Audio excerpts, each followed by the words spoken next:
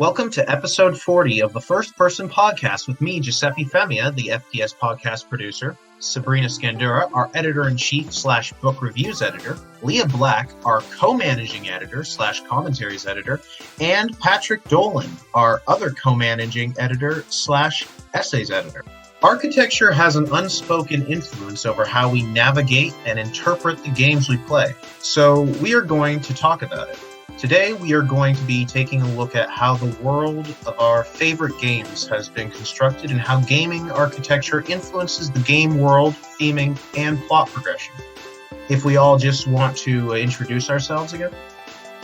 Yep, my name is Sabrina Sgandurra. I am the Editor-in-Chief / Book Reviews and Interviews Editor, and you can find me on Twitter at SabrinaASG. Hi again, I'm Lia. I'm the co-managing editor and commentary section head.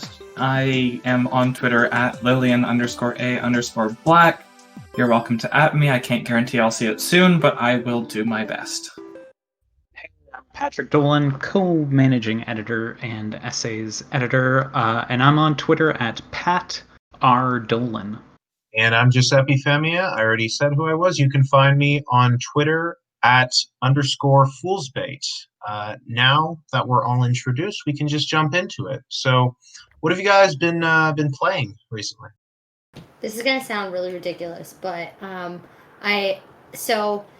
2 weeks ago I did a stream where I played a lot of horror games. So, because that really messed with my head, every day since then, up until actually including today, I've just been playing really crappy mobile games like Matchington Mansion, just as a way to de-stress and also stay a little bit away from the games that terrified me. Like Chicken Soup for the Soul, but, mobile version. Exactly. Mobile games for the psyche. Yeah, I've actually not played a huge number of games in the last little while, surprisingly. Life's just been a little busy. I've been playing some of the new Pokemon Sword and Shield DLC and realized that they've added pretty much every legendary to the game, which I'm not sure how I feel about. I have played a dabbling of Overwatch, which is bizarre compared to how much I normally play. And I've actually been playing a lot of Kingdom New Lands, kind of in the same Chicken Soup for the Psyche. Only I'm realizing I'm really bad at managing a kingdom and should probably take some economics classes. All those Kingdom games look really cool. I wanna check them out. I got I guess it's like Kingdom Classic was free on some Steam or Epic, and I scooped that, but I haven't opened it yet. It's worth it. They're a lot of fun in small doses. Nice. And part of one of the games I played, kind of thinking about architecture, was on PS2, which I realized is a huge blind spot for me gaming-wise. That PS3, I was like an Xbox boy. So I've recently bought a PS3 that I can play PS2 games, and I've actually mostly been playing PS2 games. Most recently has been Killer 7 and that's something else. And Metal Gear Solid 2, which I realized might not be for me. But then I've also been, like, almost every night, just like before going to bed, doing the bed ritual, doing a run in Hades, which feels really good. I think both Sabrina and I can attest that Hades feels very good. Hades is just so much fun, and it feels great, but I will say it's also one of the most frustrating games ever because I suck. And I'm like, full disclosure, I am terrible at it. But it's the one game I think I've played in a long time where I'm so awful at it, and yet I still really love it and keep coming back. Unlike some other games, cough, cough, Dark Souls, cough, cough, where I love it at a distance because I'm too bad to enjoy it. Well, failure feels a lot more productive in it than I find other roguelikes. Like, I'm kind of burnt out on roguelikes or roguelites. But this is, when you die, you get like visual novel stuff, which is very fun, and you get to check out all the hunks and stuff. So, it's nice. So with architecture and gaming, what really comes to mind when we think of game architecture? What's the first thing that pops into your head?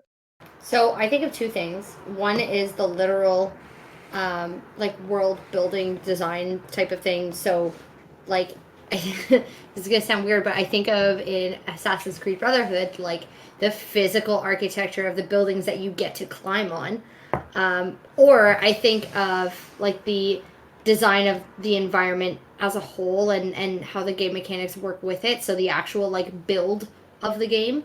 Yeah, there was a Tumblr post of like the kid on a school trip that was able to navigate his way around Italy because it had been from I think Venice because it had been reconstructed perfectly in the Assassin's Creed game he played. Yeah, that doesn't surprise me. I was pretty much right there with my brothers doing that same thing when we were in Florence a few years ago. Also, to keep heaping praise on Ubisoft for Assassin's Creed, they're using the reproduction from Unity to like rebuild the Notre Dame Cathedral, which is pretty amazing. I did not know. That's actually really incredible and kind of on the nose for this topic. Mm-hmm. One of the biggest things as far as when I hear architecture in terms of games is actually the boss arena, which I think is a really good kind of summation of the actual physical arena space, but also the sort of tone, which I think is the other really big, important piece of what architecture actually does, which I'm sure we'll talk about lots later on in the podcast. But for some reason, Doom Eternal, probably I haven't even played the game. I've just watched a playthrough of it. But the ways in which it's like all of these enclosed spaces and then these giant, great big open boss arenas really speak to what architecture has the capacity to do in games, not just Doom, just in general. Say boss arena, and immediately I'm thinking of Super Smash Brothers, like the first one on the N64 when you have to face. I never remember the name of the actual boss, but like the big hand. Master Hand. Thank you. That's the name, Master Hand. Like that's immediately you say boss arena, and that's where my brain goes. That's a decent fight. I mean, a great boss battle. You don't think about it, but it has so much to do with architecture and like where you can go. Like I feel like Castlevania does really good at the architecture of boss battles because like there's always places to like jump on and like flip off of and like hit the boss who becomes like levels that you can then climb on. I guess Metroid does that too. I'd say also Shadow of the Colossus, which I had never gotten to play, but I recently watched Patrick stream, which was really awesome. And based on what I saw when you were fighting that giant thing, like that's pretty on the nose as well for this whole like designing this big open space that you can climb on a bunch of stuff, but you also have to take advantage of certain parts of the space, and other parts are detrimental if you go into it prematurely, which I thought was kind of interesting. Yeah, the Shadow of the Colossus, the parts I streamed were, I feel it was like the fourth and the fifth boss, which really, I mean, the bosses themselves are architecture. Like they're things you have to climb onto, but there's certain spots in those two boss fights that you have to like hide in or stand on in order to actually like climb on the bosses to fight them. So it's yeah, again, like and that game's awesome because it's all great boss fights. We can't talk about Shadow of the Colossus and not talk about that giant bridge. And somebody is going to tweet at me saying what that bridge is called, and I'm sorry, I don't remember it. But just that like huge tone piece as you cross that bridge and the camera pans out in the opening cinematics and you just see the expanse of the world that is effectively empty except for the colossi. It is just such an architectural marvel with such a perfect tone setting for the game. Reading the flavor text in that game, I'm kind of just like, go on, I want to go ride to another boss. I feel like that with a lot of games. Like I feel like Breath of the Wild is particularly interesting for that because there's a lot of like, you know, there's all those like little temples and there's a lot of little filler stuff to do, but it's such an expansive environment that it sort of makes it worth it to do most of them. But at the same time, like half the time you're sitting there like, I just want to go fight the next big thing. Like I don't want to do all these little things anymore. Well, the Breath of the Wild has geez, now I can't think of those things. But the architectural, like the elephant and the bird that you have to like navigate and move around and like use like an AutoCAD map to like figure your way around.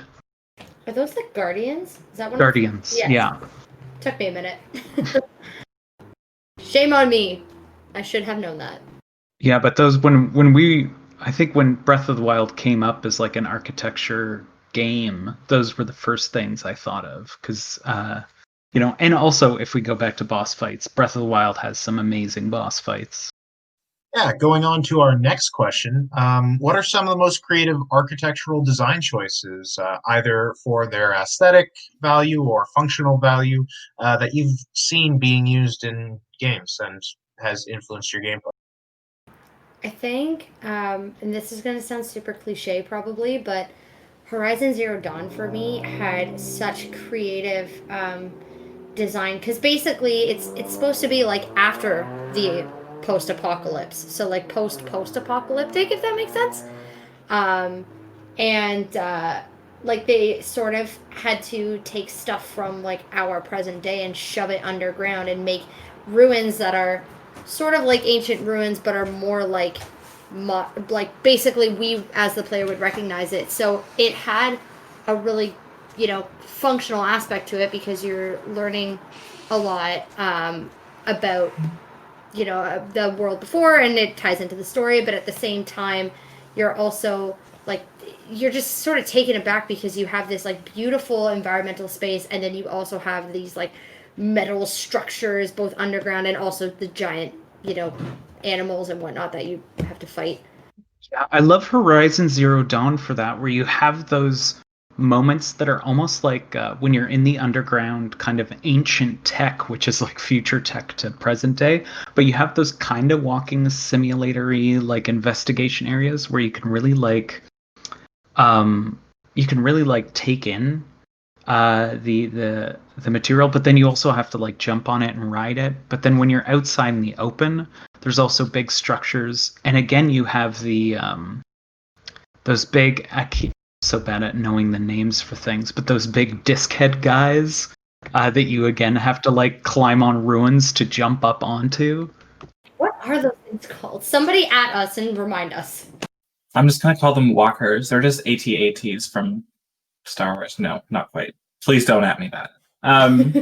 But even the way in Horizon Zero Dawn, the distinctions in architecture between the Nora and the Karja, the ways in which you really can understand how these different societies function and what they value.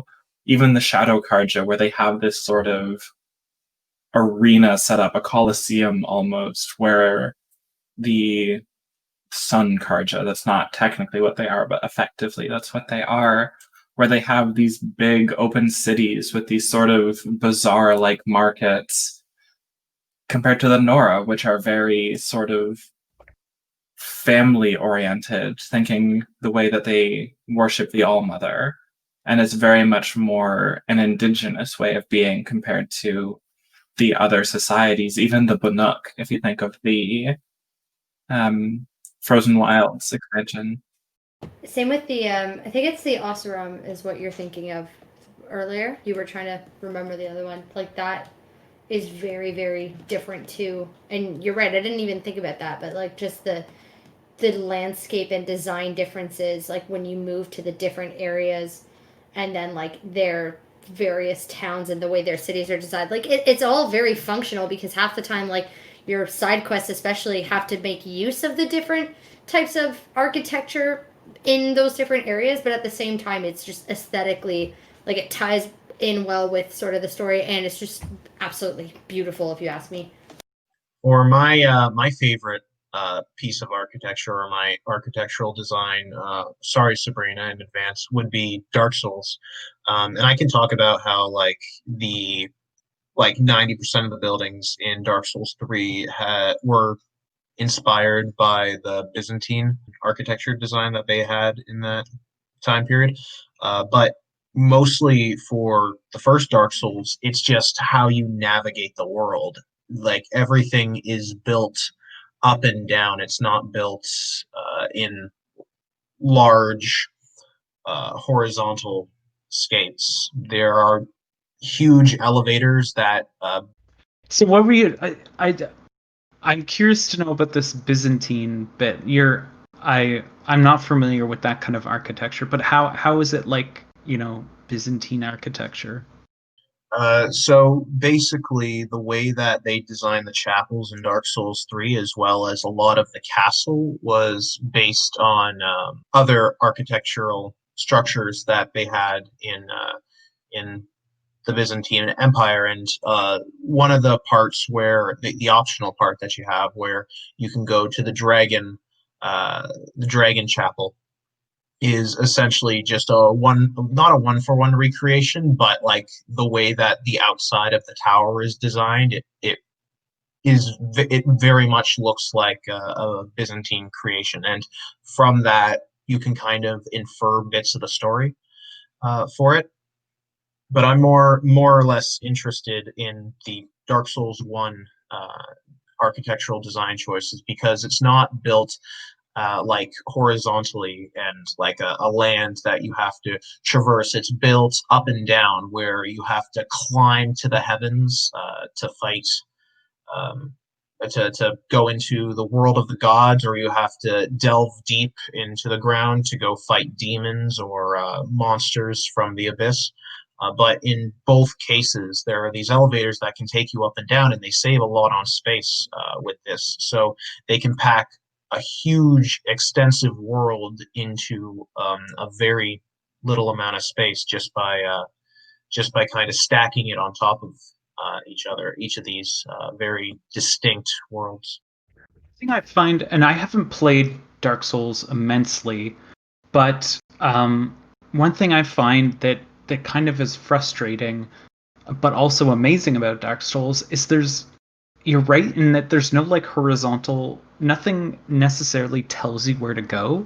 You're like, oh, let's check out over here. Okay, no, there's a big mean guy. Let's go over here. And there's like more stuff there. Like there's no real direction. And maybe this is more so like Dark Souls 2, but like I felt like there was nowhere I knew where to go. There was just, I could go anywhere and everywhere in that game. I could go up these stairs and it would take me to this whole other place, or like climb a rope up to this like kind of like balcony area. It just felt so huge, and it had so many little nooks and crannies.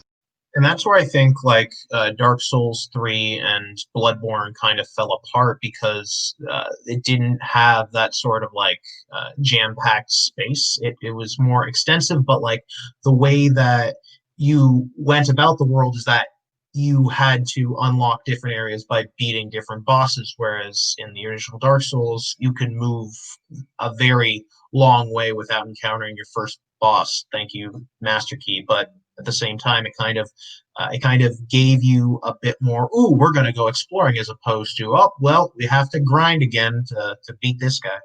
I would just like to clarify something. I don't not like Dark Souls. I just suck at it. So I do appreciate it, though. But it this conversation reminds me a little bit of Blasphemous, which is like heavily, heavily inspired by, well, all of the Souls games, but I don't know if it's particularly Bloodborne or Dark Souls. I don't know. But I've been playing it a lot. And the thing that's interesting about that is that, like, the architecture is rather similar in many ways, but also it's a platformer game, or there's at least elements in it that make it a platformer, because it's like a 2D side-scroller. So the architecture literally has to be functional in a different way, but it still has to fit with that particular aesthetic that you sort of see a little bit of that a lot of that Dark Souls influence. So like it's a really weird kind of take on. It's basically like, what if we made Dark Souls a 2D side scroller, but also made it slightly different? And I don't know. I just think that sort of functionality of making it a platformer at the same time is kind of cool in a weird way. That shows how much you don't realize, but Dark Souls is kind of a platformer too, in a way, because you are kind of hopping and going to different places. But yeah, Blasphemous is. You also stream that, Sabrina. So if people want to check that, wait, is the video up? I actually don't know if there is still video. I don't remember. I know Twitch doesn't save all of my videos because I'm not quite yet affiliate. So shout out, follow me on Twitch. Admittedly, I am very much not a Dark Souls person, but I feel like that's a really good example of how function and aesthetic really kind of come together, where there is a lot of tone setting in the architecture of Dark Souls from the little bit I've watched, the little bit of Demon Souls I suffered through, and the little bit of Bloodborne that just infuriated me and made me want to quit the entire class of game altogether. It's not even a hard one. I don't know why I had so much trouble. But there really is that sort of function in terms of jump scares where there are little places for enemies to hide in the dark. The way that light really comes into play in terms of architecture as well. It's not just the physical spaces, but the sort of other senses. Sound is a really big one for sort of architectural modeling in games or architectural simulation in games. And Dark Souls seems to be really good at setting the sort of physical space for you to walk through, if you want to call it a platformer, which I think is entertaining, if not accurate, but also the sort of aesthetic, tone-setting architecture. I don't know, I expect Joey could speak more to that with expertise.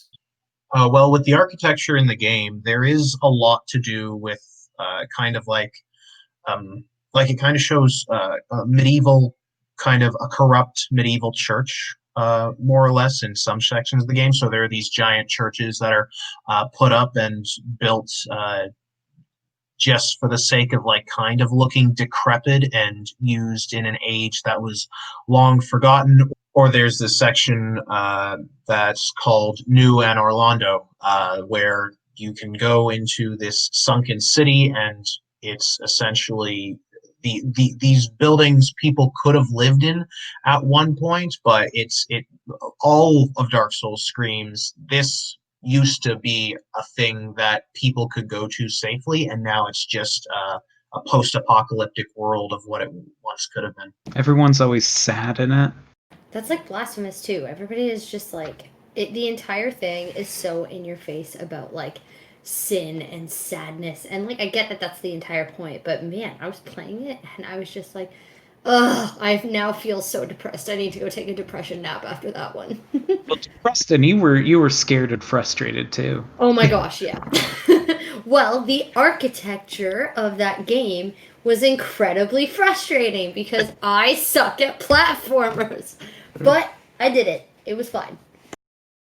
I guess, yeah, like we're kind of dancing around how important architecture is for platformers. Like you run into architecture in many people's earliest game experiences, which is, Super Mario Bros, whereas you can break it or you can jump on it, and break it in a different way. And that first level has been praised by a million people, but it really shows like basic architecture and destructibility, and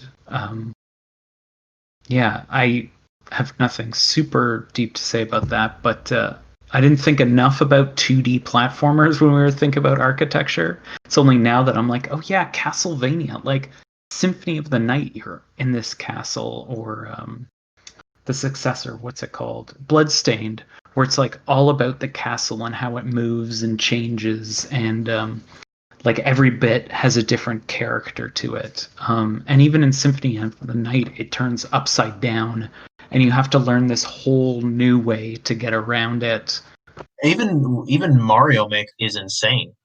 All of it's just it's fraught with creativity. It's amazing. 100%. And like I think of a lot of games like where you get to build things, like in Minecraft, for instance, or in The Sims, where it basically gives you the sort of outline of, in-game architecture that's allowed, and it's just like, go have fun.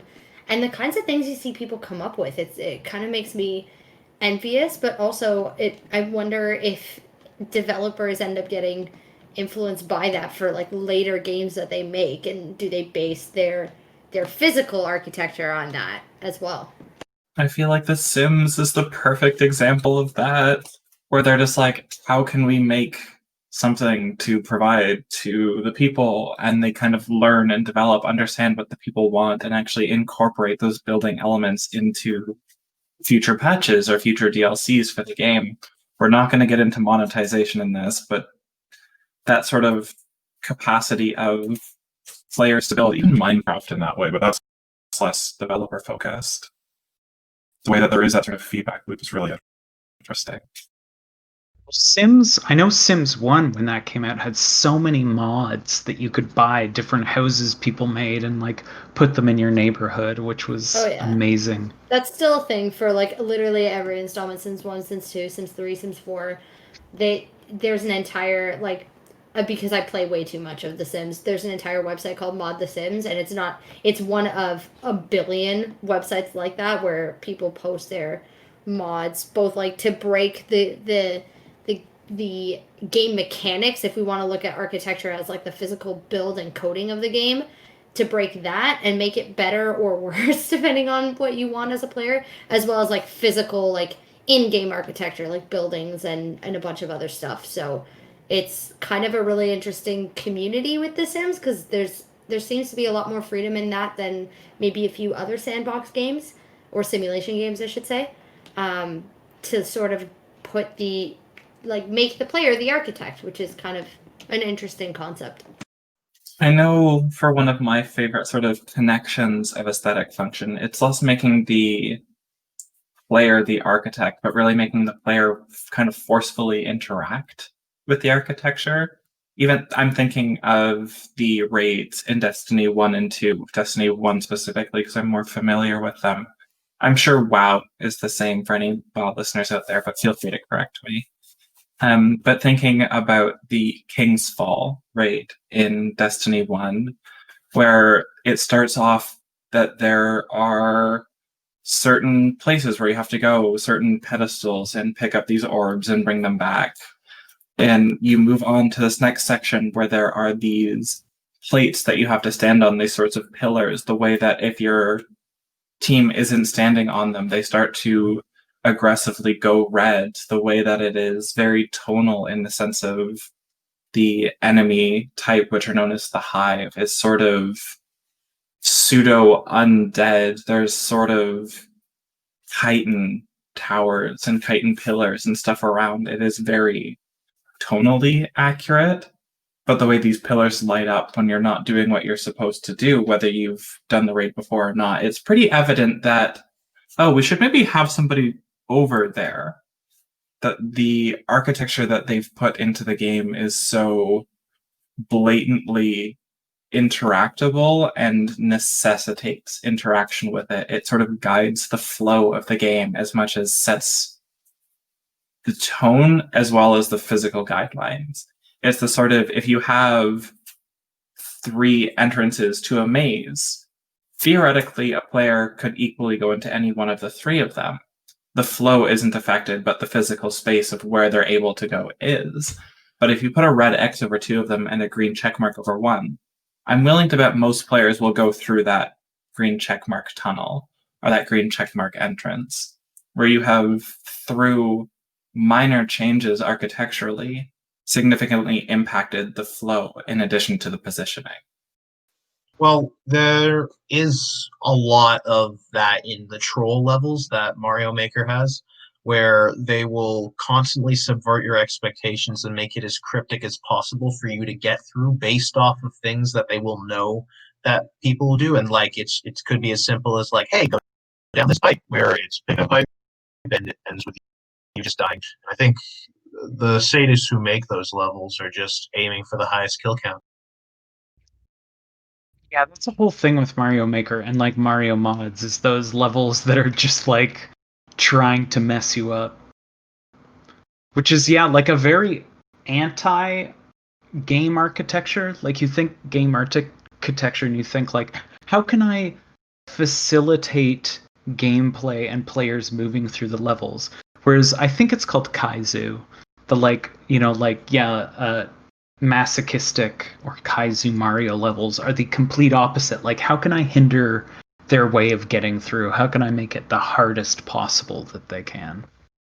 This actually makes me think of, so I watched this YouTuber called Grace Still Plays, who his whole shtick is that he goes and he tries to quote unquote break games, but there's this one game that he goes back to a lot called Happy Wheels, and it's just like a really gruesome game. Like, I don't recommend it if anybody doesn't like anything to do with gore and like body parts, like and limbs going everywhere.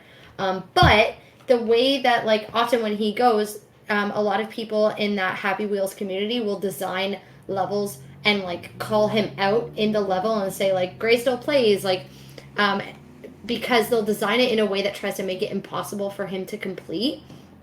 And I always find that really funny because there's a lot of various game communities that do that, where they specifically, like, the entire point within that little community is to design something to be impossible, and then that way it's the extra level of challenge, but it sort of gets a little bit ridiculous. And when, especially in the context of like YouTubers, and you watch YouTube videos of people doing this either with Mario Maker or with this game called Happy Wheels, it ends up at the end of the day all being for like comedy.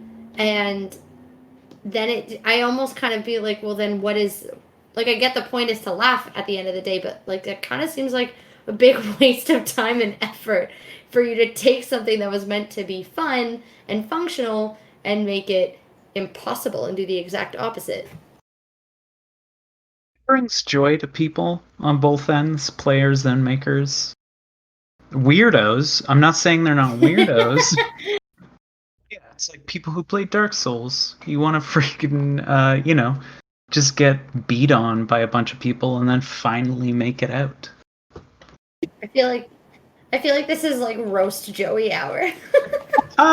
No, Dark Souls doesn't really stay with me, but like Celeste and Katana Zero are kind of games where like you just keep failing and failing and failing and failing, and then you finally get it. I don't know why those click with me, and Dark Souls doesn't necessarily click with me, but it's the same appeal. That's actually kind of the perfect segue into our next question in sort of a weird way. I'm going to steal Joey's thunder and say, it's like, how does architecture impact our gameplay experience? That sort of masochistic or sadistic tendency of something like Mario Maker, where you're intentionally making the architecture frame perfect or impossible or incredibly frustrating, that really does change how we play. Like even something like Super Hot in VR, or even not in VR, where it's just plain white with sort of grayish lighting and red enemies. Something like that ultimately changes how you go through a game. You're no longer really emphasizing the world around you, you're emphasizing the experience, as opposed to something like Assassin's Creed, like Sabrina was talking about earlier. And like Patrick mentioned, recreating Notre Dame from that, like what degree of specificity, what degree of like attention to detail needs to go into a game like that? And how does that impact how you play it when you can navigate a city based on a recreation as opposed to something that is blank? I find when I think of how does architecture impact me in my gameplay, there's so many games, mostly 3D games, where I get hopelessly lost. And there is something about designing 3D games that maybe designers don't understand, that you need to kind of like understand architecture the same way that actual real life architectures understand architecture, and like how do bodies move through it.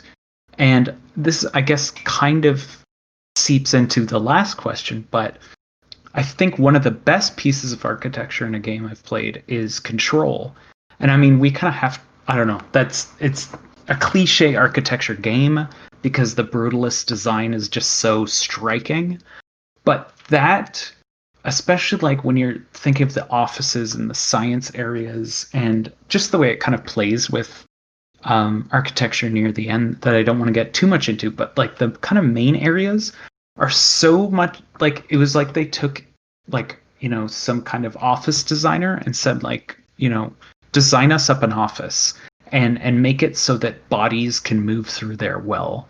And like, I did not get lost in Control. There's something about how that's designed, how it kind of leads you around to where you need to go, and has the visual and almost like embodied clues to I don't know, to make sense of your surroundings really clicked in my brain.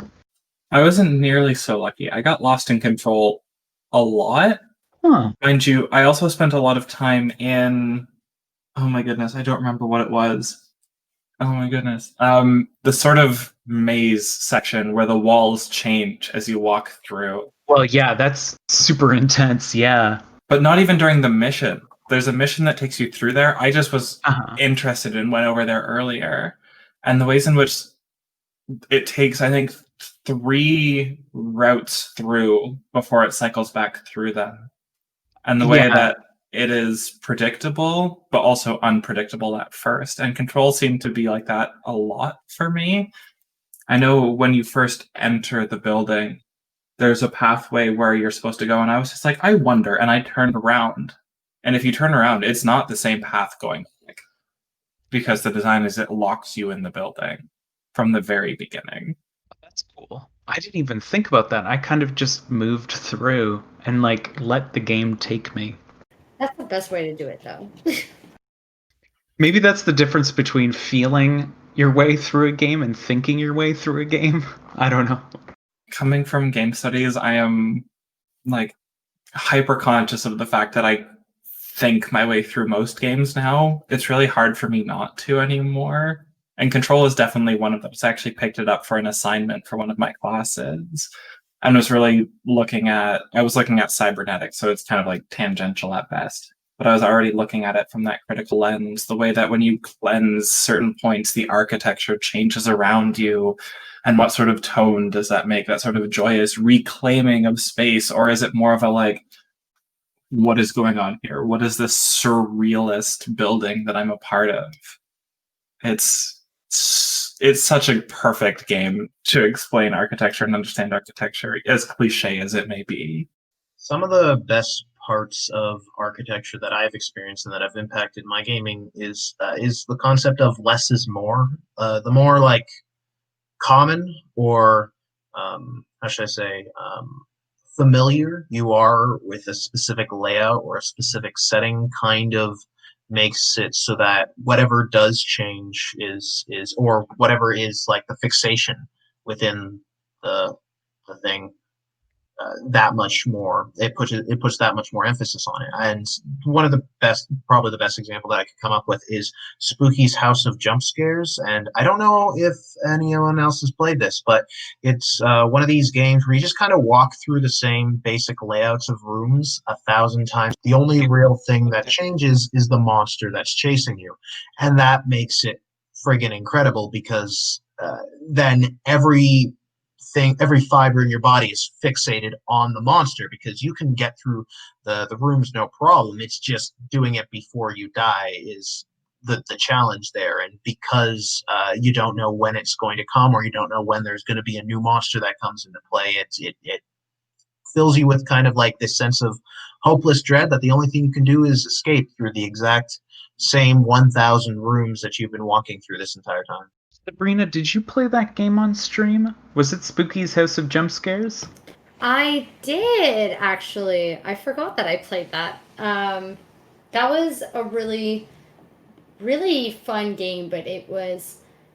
I don't know if it's because it's an older game, so I somewhat struggled with it, just because it's been a while since I played a game like that. And also, I was playing it on the PC, but using a controller, and I don't think it mapped all that well, so I think I struggled a little bit there. But like, I don't know, I don't know that I would go back to that game as fun as it was, because it did start to get a little scary, and I can't handle scary, but also it was a little, the architecture in it was a little too repetitive. But that being said, I don't think I got far enough, so I might be harshly judging it without actually giving it a fair chance, because I think it's like something at like room 250 or something like that where things start to get crazy, and I did not get, I think it was like I was just shy of that. So Seem to all really feel differently about how we like our architecture in games, which is very interesting, and I like it. Well, I think the same concepts apply into different areas. Like previously, I don't know if it was Lia or Dr. Sandmonster, but One of you was talking about how there was this giant open space in the middle of the boss room. And partially, I think that's for mobility purposes and just straight up like functionality. But at the same time, because there's so much open space, you're fixated on the boss that you're fighting. Everything is focused on that, and you don't have to worry about where you're going or like what you're going to run into. Yeah, I feel like I'm a little more in line with Patrick in terms of like feeling my way through the architecture. And I think part of that comes from like, even though I am in game studies, I think I focus a lot on like, I'll analyze the story, but in order to get through the story, I need to just feel out the actual space itself and like get used to it and really get myself into it. So it's like this weird part of my brain that I switch off and switch back on depending on what I'm actually focusing on when I'm playing the game. It's like, all right, now I've got a feel for the architecture or the environment or whatever.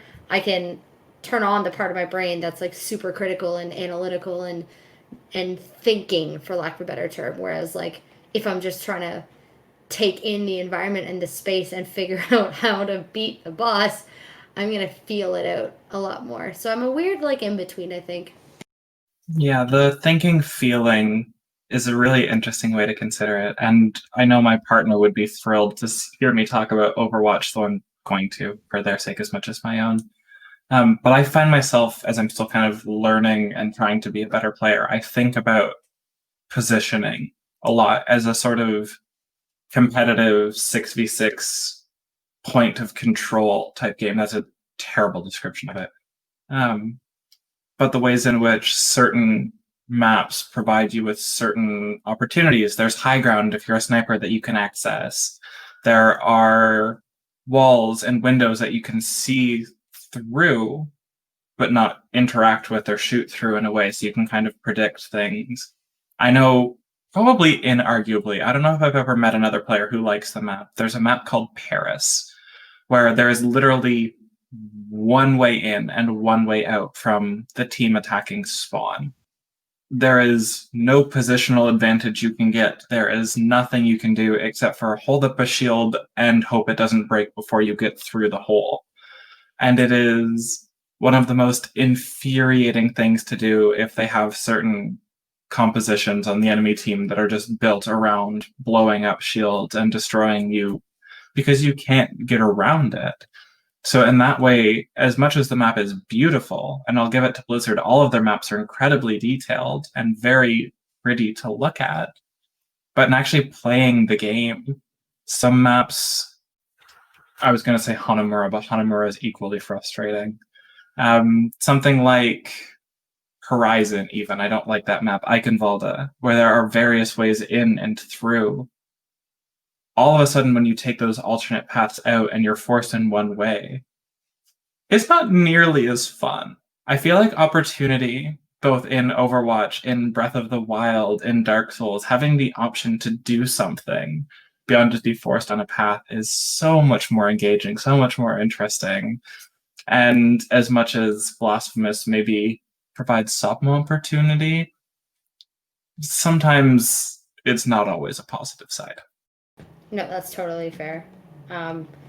Hearing you talk about Overwatch, I think of, and this is not to compare them at all, but I think of the Halo games way back when I used to actually like play online and like the maps online specifically, the way they were designed to like, you know, you could, if you were a sniper, like you'd have, this map would definitely be your favorite because it would have the one sniping spot, but then, or, you know, in a different example, like Gears of War, where the special weapon would be in one particular spot and the architecture would be designed in such a way to make it either easier or difficult to get to that special weapon depending on where you were in the map.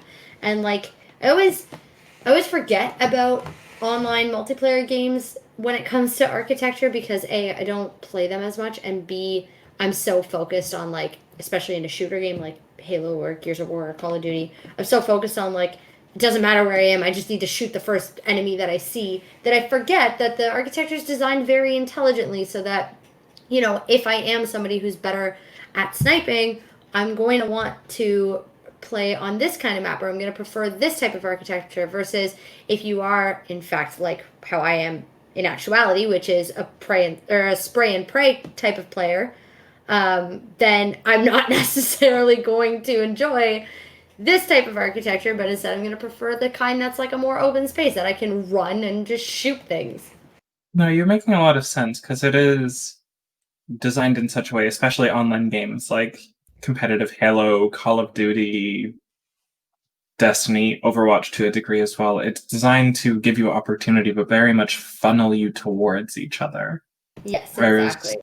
that sort of intentional flow with some degree of sort of an illusion of choice in a way. I feel like there's a lot of games that fall into that.